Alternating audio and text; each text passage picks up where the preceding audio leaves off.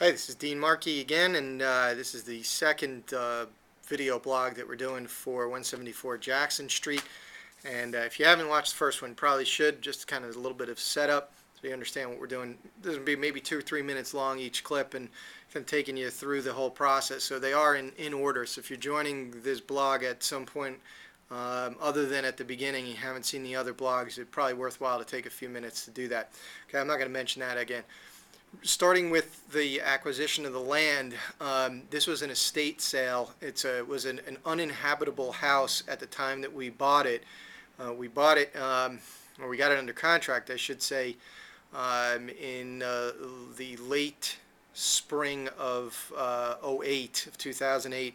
Took over a year to close it. It was virtually impossible at that time for anybody to get any kind of financing to buy any development land or any property for development.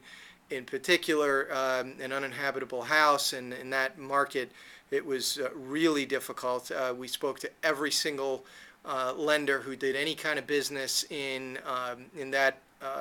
Williamsburg, and ultimately, what we ended up doing is making a deal with a private lender to do it, and it's extraordinarily expensive and a lot more risk than there might otherwise be, but we're committed to the project, and we think that it makes sense and it's going to work even under these sort of extreme circumstances.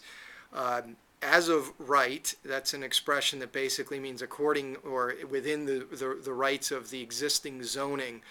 As of right, we have the ability to build 8 apartments on the site. That's exactly what we're going for. So some people often wonder, how long did it take to get your entitlements or to get the approvals from the city? There's still approvals that you have to go through, but in this case, we weren't looking to do much other than to build what was allowable on that site.